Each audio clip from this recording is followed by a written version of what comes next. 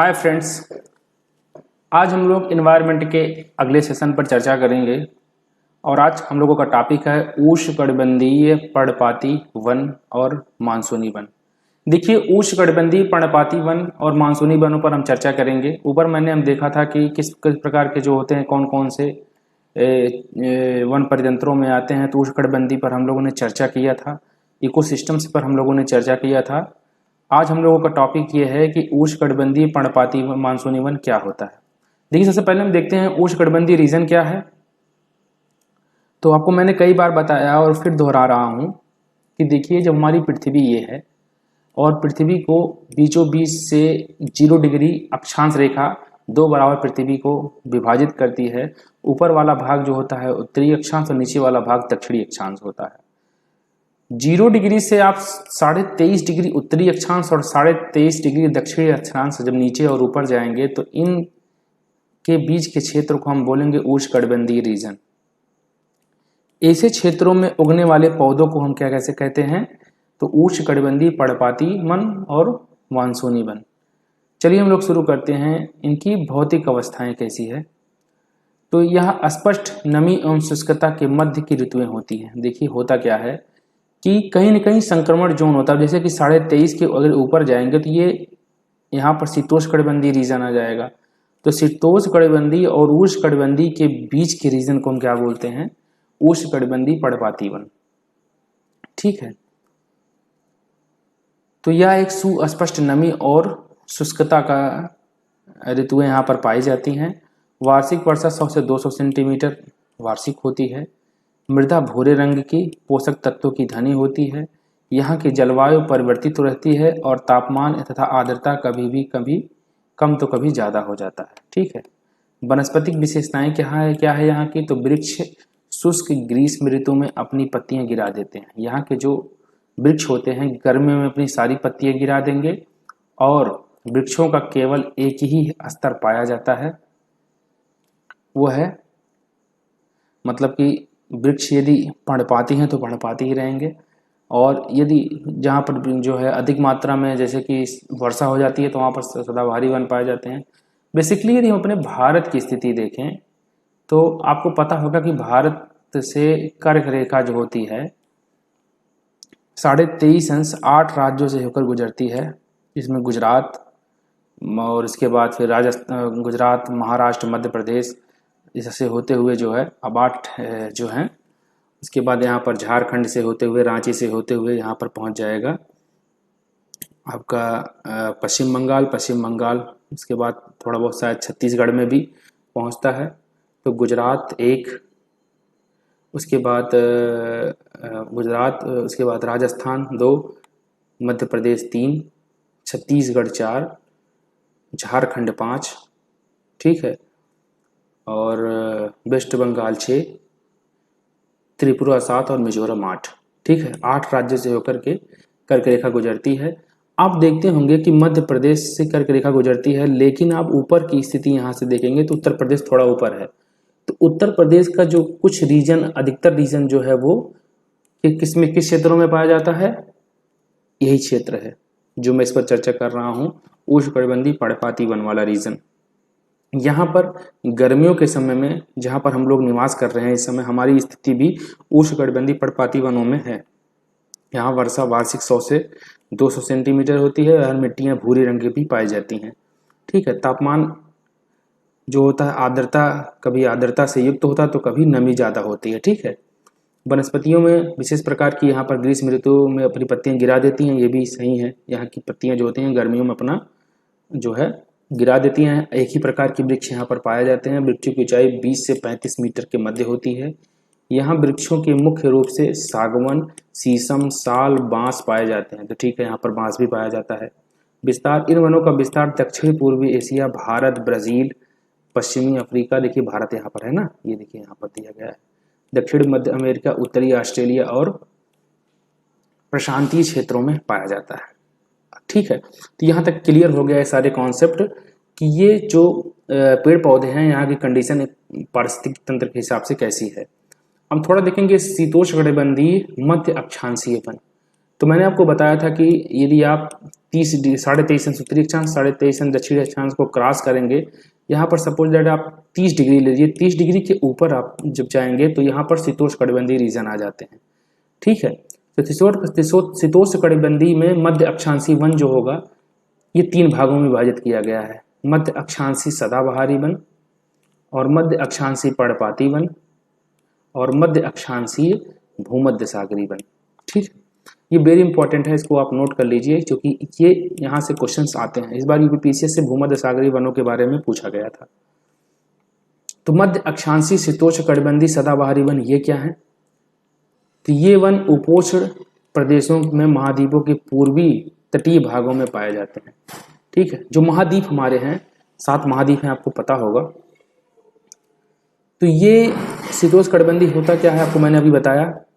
तो शीतोष्णकटिबंधीय के जो महाद्वीपों में, यहाँ पर देखिए शीतोष्णकटिबंधीय है, तो महाद्वीपों के पूर्वी भागों पर इनकी ज्यादा बहुलताएं होती हैं। ठीक है, इन वनों में चौड़ी पत्तियां वाले वृक्ष जैसे कि लॉरेल, मैग्नेलिया, यूकेलिप्टस आदि प्रकार के वृक्ष पाए जाते हैं।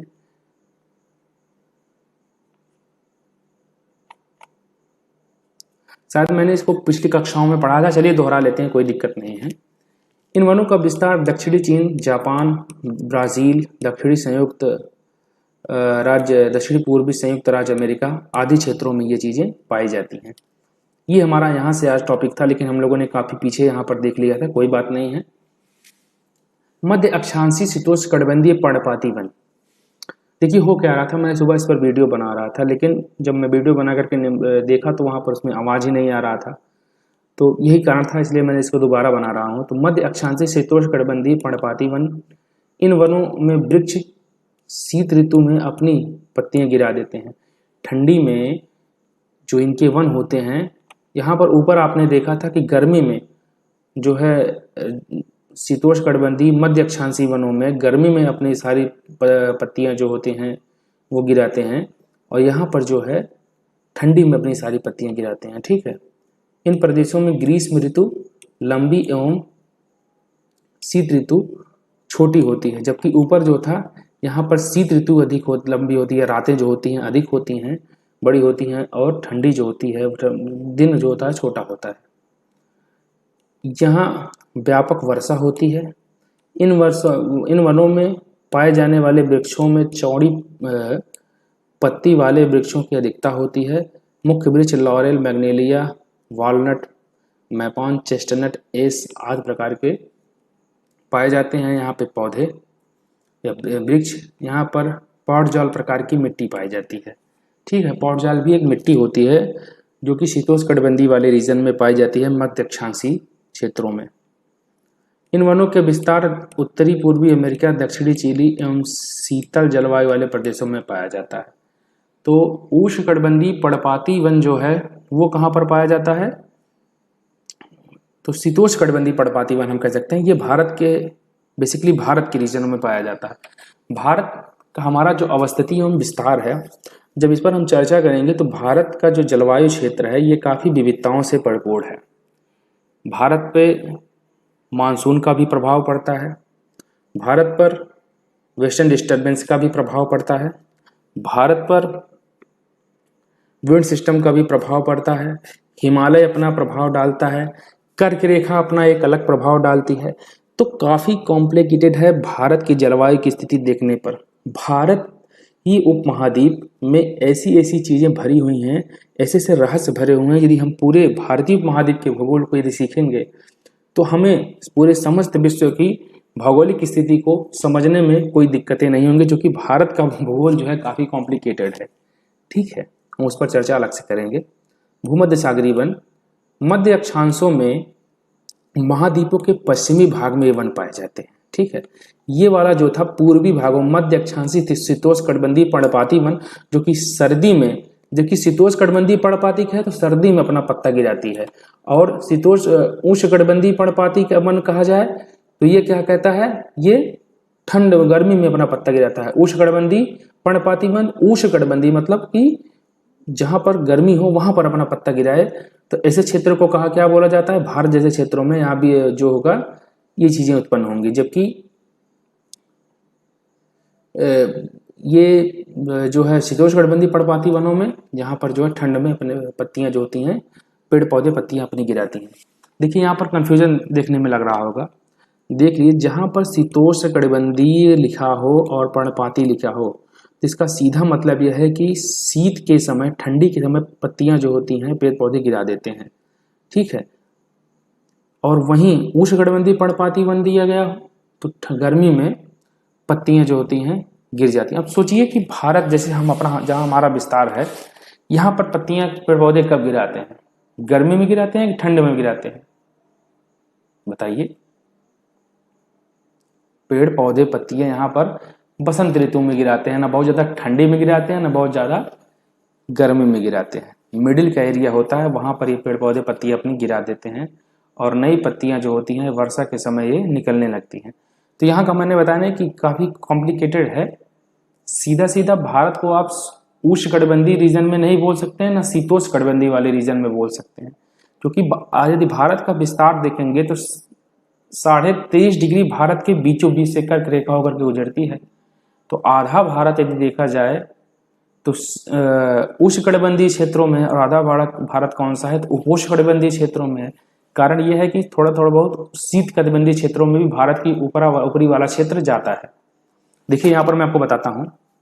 सपोज दैट ये हमारा भारत देश है। अब यहाँ पर इसको समझ लीजिए, तो मैं अफ्रीका की तरह बना रहा हूँ, लेकिन कोई बात नहीं। अब यहाँ से देखिए, ये है 23.5 डिग्री, ठीक है, नॉर्थ। इसके नीचे आ जाएगा आपका 0 डिग्री, और इसके नीचे आ जाएगा आपका मकर रेखा 23.5 डिग्री साउथ। अब इस रीजन के को क्या बोलेंगे आप? उष्णकटिबंधीय रीजन टोटल। तो आपको पूरा पूरा प्रायद्वीपीय भारत यदि देखेंगे तो उष्णकटिबंधीय रीजन में आ जाएगा। लेकिन ये उत्तर प्रदेश वाला और सब चीज़ों वाला जो क्षेत्र है, ये उपोष्णकटिबंधीय वाला क्षेत्र है, शीतोष्णकटिबंधीय क्षेत्र वाला आ जाता है।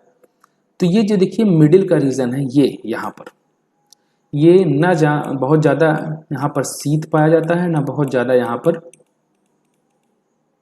गर्मी पाई जाती है। ये संक्रमण क्षेत्र हो जाता है, पहली चीज।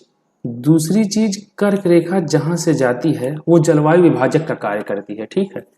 लेकिन भारत के केस में ऐसा नहीं है। अब यहाँ पर साइबेरिया है, ठंडी हवाएं आती हैं, चूंकि ये शीत कटिबंधीय वाला रीजन है। ठंडी हवाएं आएंगी तो भारत पे प्रभाव डालती हैं, लेकिन क्या कराना कि भारत पर प्रभाव नहीं पड़ता है, क्योंकि भारत के उत्तर में हिमालय है। हिमालय सारी ठंडी हवाओं को अपने यहाँ पर रोक लेता है, और ठंडी हवा हिमालय के कारण यहाँ पर नहीं आ पाती है, और जिस कारण कर्क रेखा जलवायु विभाजक का कार्य नहीं कर पाता है।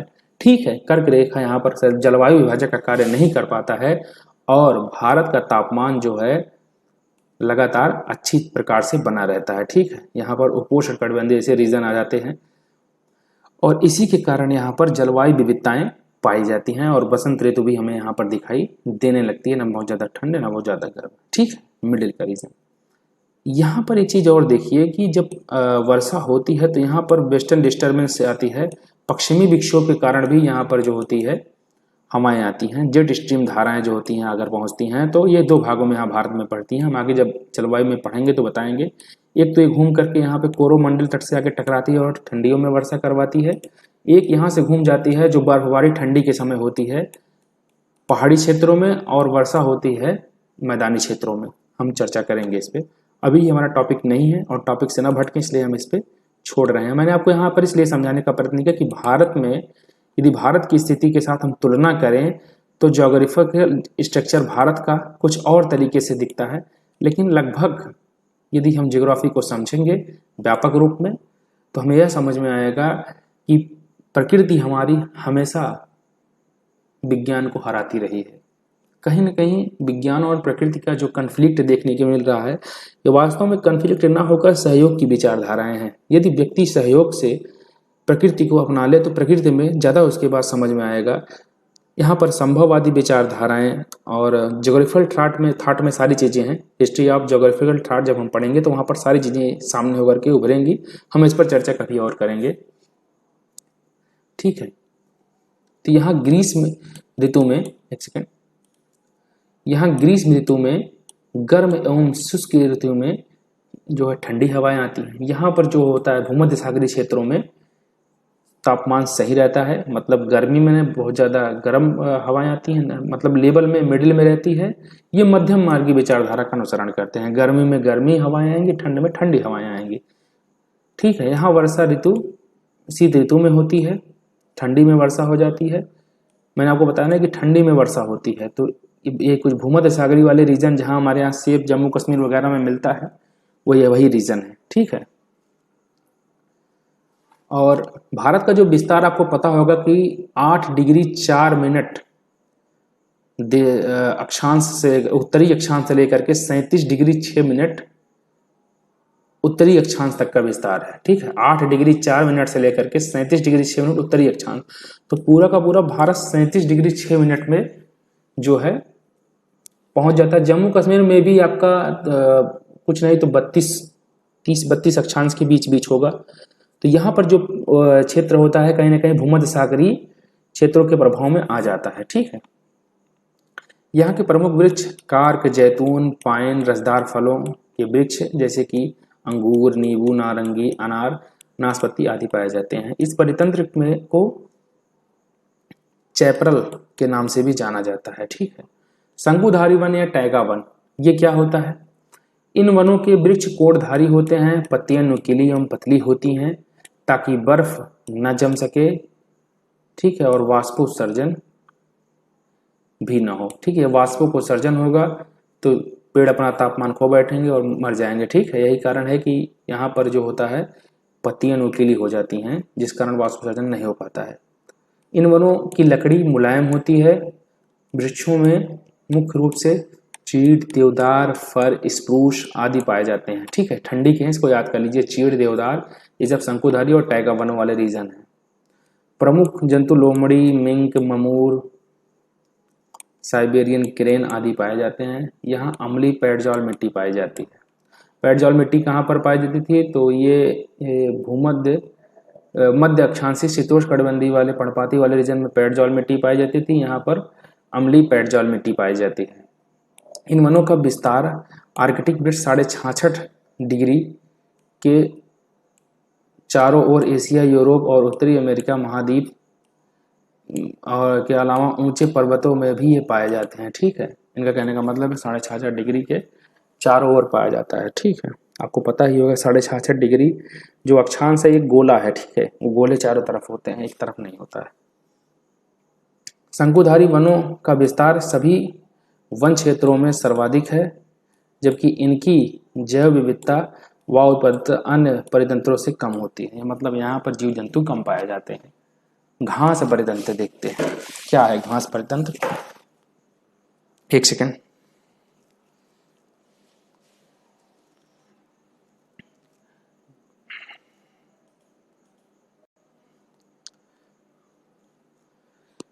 घास के मैदान उन क्षेत्रों में पाए जाते हैं जहां सुपरिभाषित उष्ण और शुष्क, गर्म एवं वर्षामय जलवायु होते हैं। घास स्थल परितंत्र को सवाना परितंत्र भी कहा जाता है। घास परितंत्र में वृक्षहीन शाकीय पौधे के आवरण रहते हैं। घास स्थलीय क्षेत्र में कम वार्षिक वर्षा वाला होता है।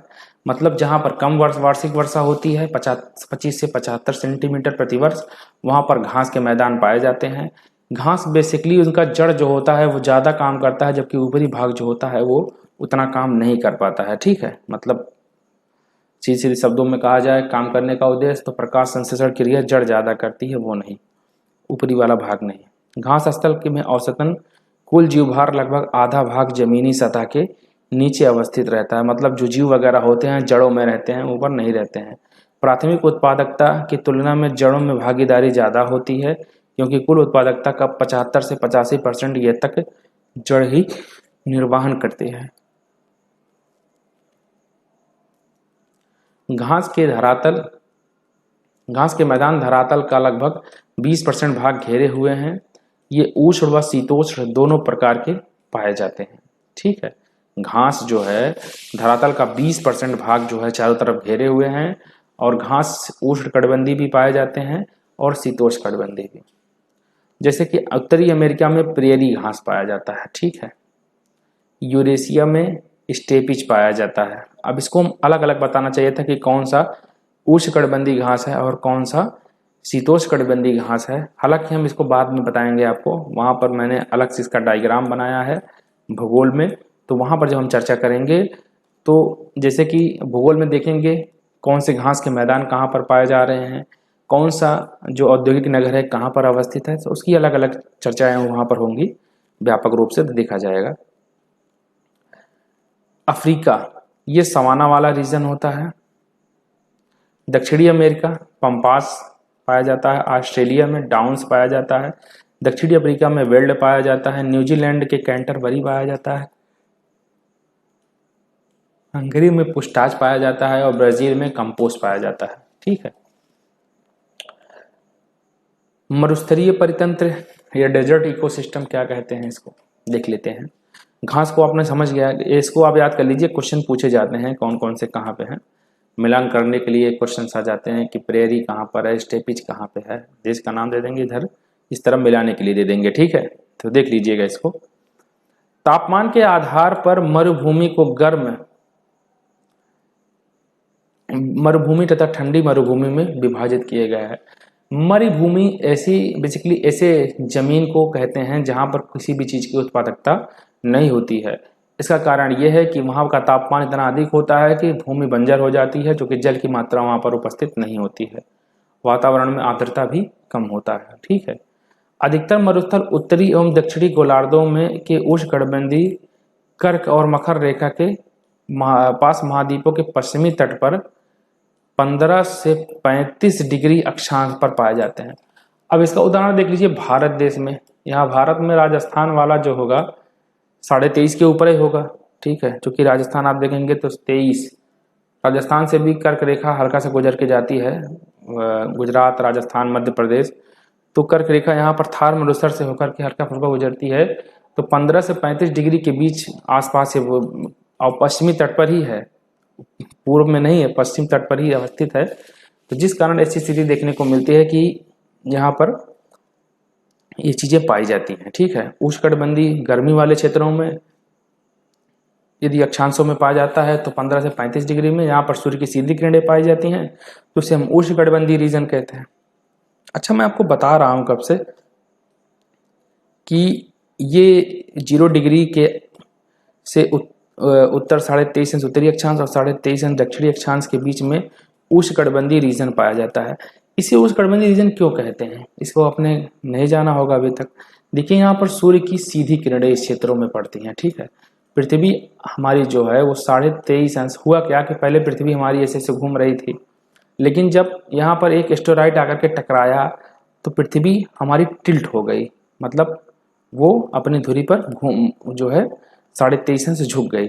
तो पृथ्वी को जो ऐसे ऐसे घूमना चाहिए था पश्चिम से पूर्व की तरफ, अब पृथ्वी 23.5 अंश झुकाव पे घूम रही है। यही कारण है कि सूर्य का प्रकाश सभी जगह पर एक बराबर नहीं है और दिन और रात की कंडीशन भी एक बराबर नहीं है। वैसे दिन रात की स्थिति जो होती है, पृथ्वी 2 प्रकार की गति करती है, एक घूर्णन गति करती है और एक परिक्रमण गति करती है। परिक्रमण गति के कारण जो होता है वो 365 दिन का होता है। ठीक है। और 1 साल पूरा किया जाता है। ये 1 साल में पृथ्वी जो होती है सूर्य के चारों तरफ घूम जाती है और अपना एक चक्कर पूरा करती है। इससे ऋतुओं में परिवर्तन आता है, जबकि जो घूर्णन गति होती है पृथ्वी अपनी धुरी पर जो होती है 24 घंटे में घूम जाती है। ठीक है। और इसी घूमने के कारण पृथ्वी पर, चूंकि अकेली पृथ्वी तो है नहीं, अपनी धुरी पर जलेबी की तरह घूम भी रही है, जिस कारण इसमें जो जो मेल्ट पदार्थ हैं ये भी घूम रहे हैं और इसी कारण एक बल उत्पन्न होता है जिसे हम कोरियोलिस बल कहते हैं। ये भी पृथ्वी के साथ घूम रहा है। ठीक है। कभी इस पर चर्चा होगी, ये भौतिक भूगोल का जो है। तो मैं यहाँ पर आपको बता रहा था कि सूर्य की जब किरणें सीधी रेखा पर जहाँ पर पड़ती हैं तो वहां पर अधिक मात्रा में वर्षा होती है, क्योंकि यहाँ पर लो प्रेशर जोन बन जाता है। 0 से 5 डिग्री वाले रीजन में अधिक मात्रा में व्यापारिक पवनें उठती हैं। पवनें क्यों उठती हैं व्यापारिक पवनें? क्योंकि यहाँ पर कोरियोलिस बल उत्पन्न होता है, मैंने आपको बताया इसलिए कोरियोलिस बल। तो ये कोरियोलिस पवनें उठ करके सीधा उत्तरी गोलार्ध में ये हवाएं अपनी दाईं ओर और दक्षिणी गोलार्ध में हवाएं अपनी बाईं ओर मुड़ जाती हैं। ठीक है।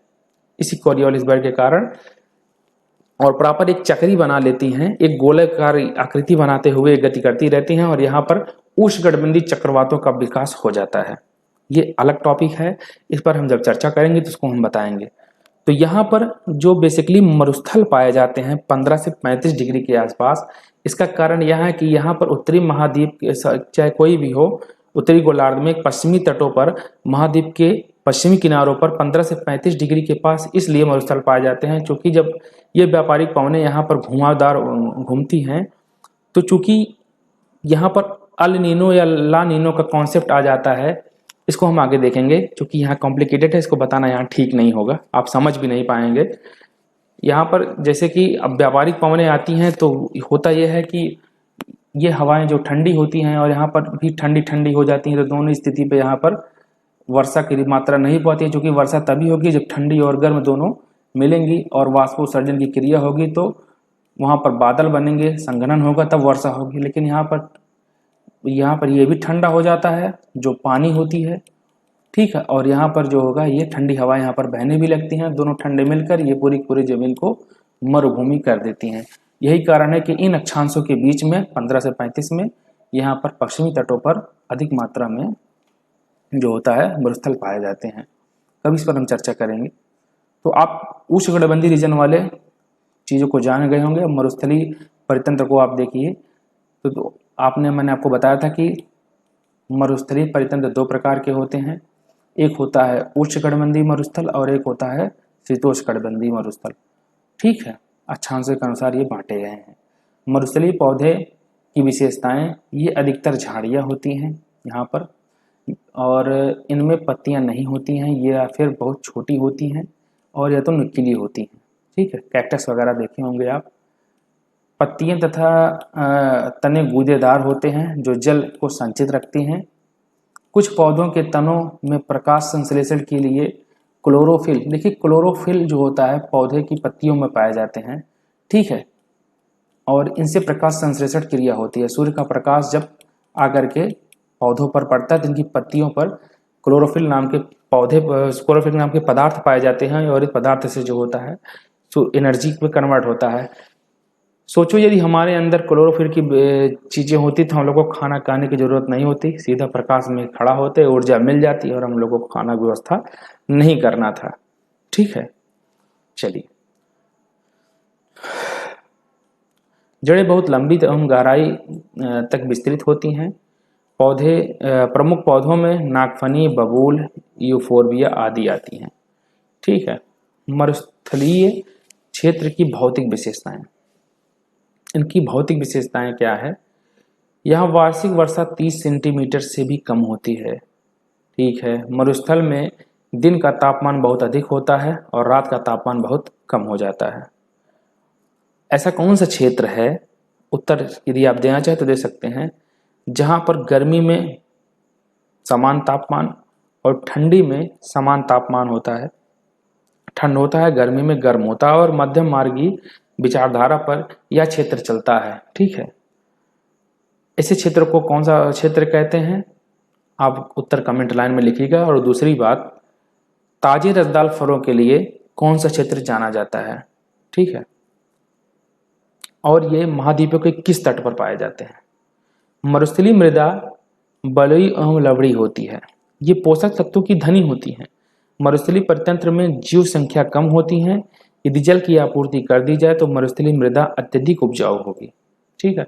आपको पता होगा कि इंदिरा गांधी नहर जो हमारी सिंचाई करती है राजस्थान के बीकानेर, जैसलमेर, बाड़मेर वाले रीजन में, वहाँ पर जो आप देखेंगे कि जोत वाली प्रक्रिया है, वहाँ पर कितना विकास हुआ है इंदिरा नहर के कारण, जिससे कि वहाँ के रीजन काफ़ी उपजाऊ हो गए हैं। तो यही चीज़ यहाँ पर बताया गया है कि जल की आपूर्ति कर दी जाए तो मरुस्थलीय मृदा जो होती है अधिक उपजाऊ हो जाती है।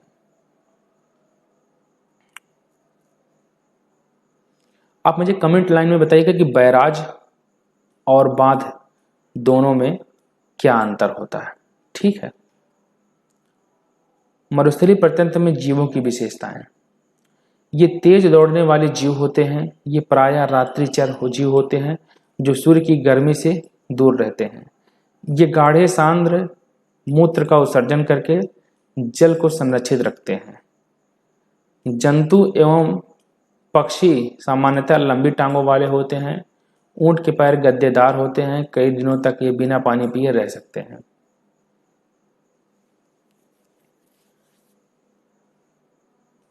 रेगिस्तानी मरुस्थल के जीव, जंगली गधा, लोमड़ी, gazelle, great Indian bustard, blackbuck, हिरन, ऊंट, सांप, बिच्छू, छिपकली आदि।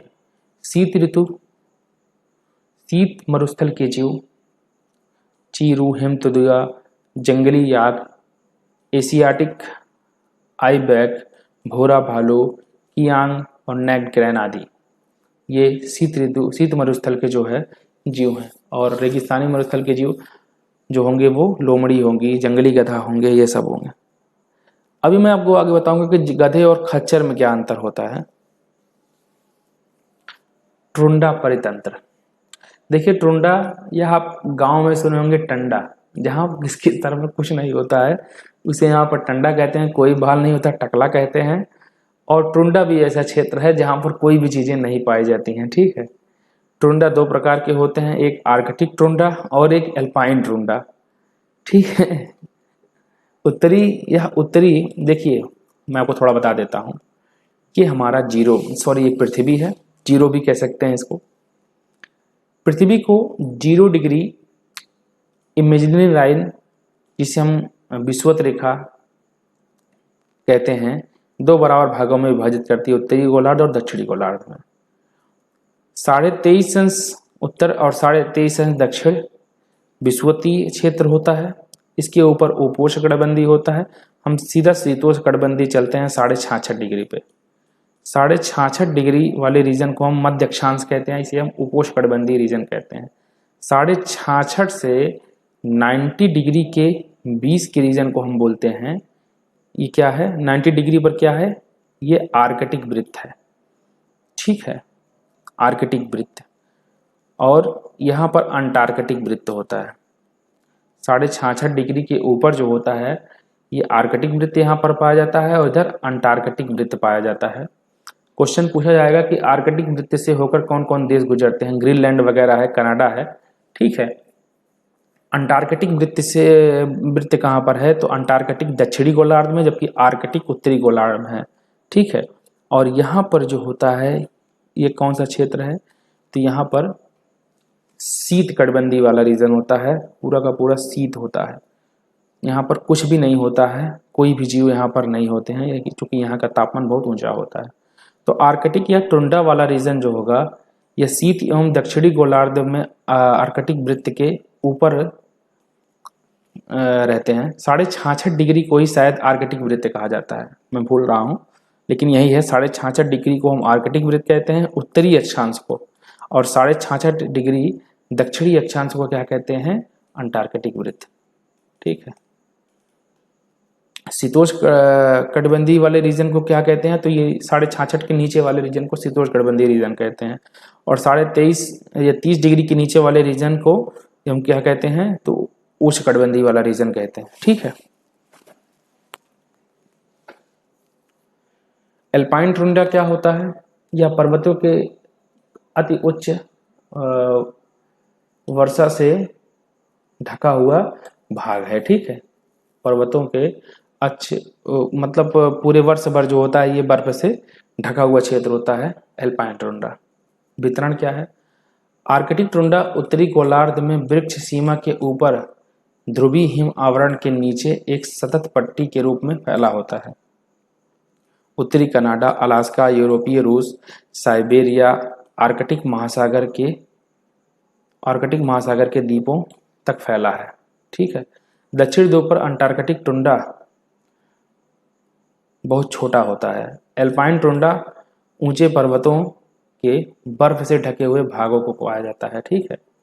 पादप वर्ग कौन कौन से यहाँ पर पाए जाते हैं, तो यहाँ अधिकतर गुच्छेदार घास पाई जाती है जिसकी ऊंचाई लगभग 5 से 8 सेंटीमीटर तक होती है, ठीक है। यहाँ विश्व के कुल पादप प्रजातियों का मात्र 3% विकसित होता है। प्रमुख पादपों में पौधे जिसको कहते हैं आर्कटिक दलदल, करीजू मोश, पास्क्यू फूल, गुच्छेदार सैक्सीफेज और बियरबेरी आदि पाए जाते हैं, ठीक है। एक सेकंड, मैं सुबह इसको पढ़ाया था, लेकिन वही मैं आवाज़ वाली बात कर रहा था तो समस्याएं हो रही थी, इस कारण जो है इसको मिटाना पड़ा। टुंडा परितंत्र के जंतुओं की विशेषताएं। सर्दी में बचने के लिए इनके शरीर पर मोटी उपत्वचा या वसा युक्त और एपिडर्मल रोम पाए जाते हैं। टुंडा के स्तनधारियों के शरीर का आकार बहुत बड़ा होता है, जैसे कि पहले हाथी हुआ करता है, वहाँ पर मैमथ हुआ करता है। लेकिन पूंछ एवं कान का आकार छोटा होता है ताकि उनकी पृष्ठीय सतह से ऊष्मा की हानि को रोका जा सके। ताप रोधन के लिए उनका शरीर फर से ढका रहता है। टुंडा प्रदेश के प्रमुख जंतु ध्रुवीय भालू, रेंडियर, सील और वॉलरस, करीबू, कस्तूरी बैल, आर्कटिक लोमड़ी, लेमिंग, बर्फ उल्लू, मस्खरा बतख, गिलारी आदि। ठीक है, तो बस आज के लिए इतना ही। कल हम अपना जो है अगला टॉपिक स्टार्ट करेंगे, जलीय परितंत्र। ठीक है, एक्वेटिक इकोसिस्टम, एक्वागार्ड से ही एक्वेटिक इकोसिस्टम बना हुआ है। जलीय परितंत्र, जलीय पारिस्थितिकी तंत्र, जिसमें स्वच्छ जल का क्या मात्रा है इसके परितंत्र पर चर्चा करेंगे। क्या क्या यहाँ पर आते हैं, जैसे कि तालाब, झील, बहता जल, झरना, नदियाँ, पर्वतीय जल स्रोत आदि। उसके बाद संक्रमणकाली परितंत्र देखेंगे, मोस्ट इंपॉर्टेंट है, ये वेरी इंपॉर्टेंट है, जैसे कि ज्वार नदमुख, एस्चुरीज जिसको कहते हैं, आर्द्र भूमि वेटलैंड जो होता है, मैंग्रोव वेरी इंपॉर्टेंट है। वर्तमान में 40 जो है हमारे यहाँ वेटलैंड पाए जाते हैं। 37 था, 39 तो था, 39 शायद है, एक बड़ा होगा तो नहीं बता सकते हैं, 39 तो अभी तक था। ठीक है, हम इसको कल देख करके बताएंगे। वर्तमान में अभी एक बड़ा था, तो 38 प्लस से एक था ना, 39 शायद है। ठीक है, 39 ही है वेटलैंड, एक नया बना था अभी हाल फिलहाल में, तो 39 ही था। ठीक है, 39 वेटलैंड भारत में वर्तमान में है। ये दिनांक है 4/11/2020 को, और इस समय वेटलैंडों की संख्या भारत में 39 है, 39 है। वेटलैंड होते क्या हैं? रामसर कन्वेंशन के माध्यम से ईरान में जो पोखर होते हैं, तालाब होते हैं, जहाँ पर झील वर्ष भर पाए जाते हैं, तो ऐसे क्षेत्रों को हम वेटलैंड बोलते हैं। वहाँ के आसपास के जीव जंतु वहाँ पर पानी पीते हैं, तो उसके संरक्षण के लिए व्यवस्था किया गया था। सबसे पहला वेटलैंड जो है हमारा उड़ीसा में चिल्का लेक को माना गया था जो है, और वर्तमान में चिल्का लेक का जो ब्रांड एम्बेसडर किसको बनाया गया है, तो टाइगर, इसका नाम क्या है, कोई फिश है, नाम नहीं इस समय याद आ रहा है, उसको जो है ब्रांड एम्बेसडर बना गया। कमेंट में आप बताइएगा। ठीक है, अच्छा सा नाम है, एक कोई फिश करके है, टाइगर फिश या कुछ नाम है उसका, वही जो है इसका ब्रांड एम्बेसडर है। हम देखेंगे कभी पर। उसके बाद मैंग्रोव की क्या स्थिति उसको देखेंगे। फिर सागरी परितंत्र में खुला समंदर देखेंगे, कोरल रीफ, प्रवाल भित्ति देखेंगे, बैरियर द्वीप, तटरेखा, सभी चीज़ों पर चर्चा की जाएगी। काफ़ी इंपॉर्टेंट ये परितंत्र है और इस पर चर्चा आराम से करेंगे। जय हिंद, जय भारत, नमस्कार।